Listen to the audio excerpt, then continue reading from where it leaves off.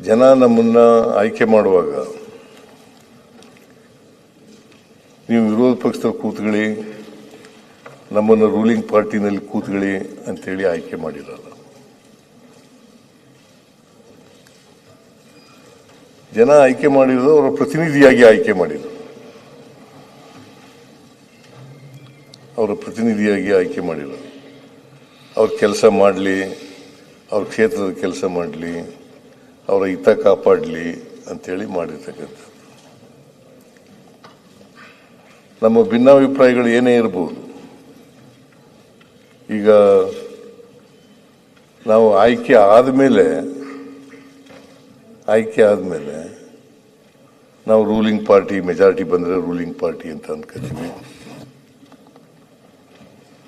ವಿರೋಧ ಪಕ್ಷದ ಮೆಜಾರಿಟಿ ಬರೆದಿದ್ರೆ ವಿರೋಧ ಪಕ್ಷದವರು ಅಂತ ಅನ್ಕೋತೀವಿ. JDSನವರು, ಭಾರತೀಯ ಜನತಾ ಪಕ್ಷದವರು, ಅವರಿಗೆ ಮೆಜಾರಿಟಿ ಬಂದಿಲ್ಲ, ಅವರಿಂದ ವಿರೋಧ ಪಕ್ಷದಲ್ಲಿದ್ದಾರೆ. ನಮ್ಮ ಐಡಿಯಾಲಜಿನೇ ಬೇರೆ, ನಿಮ್ಮ ಐಡಿಯಾಲಜಿನೇ ಬೇರೆ ಅಲ್ವಾ? ನಿಮ್ಮ ಐಡಿಯಾಲಜಿ ನಿಮಗೆ ಒಪ್ಪಿಗೆ, ನಮ್ಮ ಐಡಿಯಾಲಜಿ ನಮಗೂ ಒಪ್ಪಿಗೆ, JDSನವರ ಐಡಿಯಾಲಜಿ ಅವರು ಒಪ್ಪಿಗೆ. ಆದರೆ ನೀವು ನಮ್ಮದು ಒಪ್ಕೋಬೇಕಾಗಿಲ್ಲ, ನಮ್ಮ ಐಡಿಯಾಲಜಿನ ಒಪ್ಕೋಬೇಕಾಗಿಲ್ಲ. ನಾವು ನಿಮ್ಮ ಐಡಿಯಾಲಜಿನ ಒಪ್ಕೋಬೇಕಾದಂಥ ಅಗತ್ಯ ಇಲ್ಲ. JDSನ ಐಡಿಯಾಲಜಿನ ಒಪ್ಕೋಬೇಕಾದ ಅಗತ್ಯ ಇಲ್ಲ. ಆದರೆ ಸಂವಿಧಾನ ಮಾತ್ರ ವಿರೋಧ ಮಾಡೋಂಗಿಲ್ಲ ಅಲ್ವಾ? ನಾವು ಐಡಿಯಾಲಜಿ ವಿರೋಧ ಮಾಡಬಹುದು, ಪಕ್ಷದ ಸಿದ್ಧಾಂತ ನಮ್ಮದು ಬೇರೆ, ನಿಮ್ಮದು ಬೇರೆ ಇರ್ತದೆ. ಆದರೆ ಸಂವಿಧಾನ ಮಾತ್ರ ಯಾರೂ ಕೂಡ ವಿರೋಧ ಮಾಡೋಂಗಿಲ್ಲ.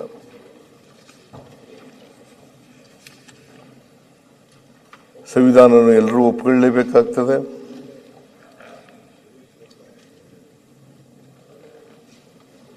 ಸಂವಿಧಾನದ ರೀತಿಯ ಸರ್ಕಾರ ನಡಿಬೇಕು, ವಿಧಾನಸಭೆ ನಡಿಬೇಕು, ಮತ್ತೆ ಎಲ್ಲ ಚಟುವಟಿಕೆಗಳು ಕೂಡ ನಡಿಬೇಕು. ಒಂದು ಪಕ್ಷನೂ ಕೂಡ ಸಂವಿಧಾನದ ಪ್ರಕಾರ ನಡಿಬೇಕಾಗ್ತದೆ. ಹಾಗಾಗಿ ನಾವು ಸಂವಿಧಾನನ ಯಾವ ಕಾರಣಕ್ಕೂ ಕೂಡ ವಿರೋಧ ಮಾಡಬಾರ್ದು.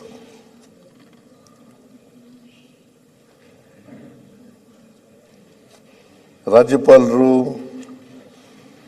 ಪಾಪ, ನನಗೆ ಅವರು ಕರ್ನಾಟಕಕ್ಕೆ ರಾಜ್ಯಪಾಲರಾಗಿ ಬಂತವಿಂದ ಇವತ್ತಿನವರಿಗೆ ಗೊತ್ತಿದೆ. ಅವರಿಗೆ ಅವರು ಮೂಲತಃ ಒಳ್ಳೆಯವರೇ. ಅವತ್ತಿನಿಂದ ನೋಡ್ತಾ ಇದ್ದೀನಿ ನಾನು.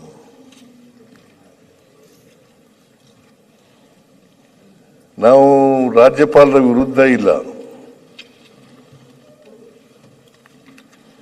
ಕೇಂದ್ರ ಸರ್ಕಾರದ ವಿರುದ್ಧ.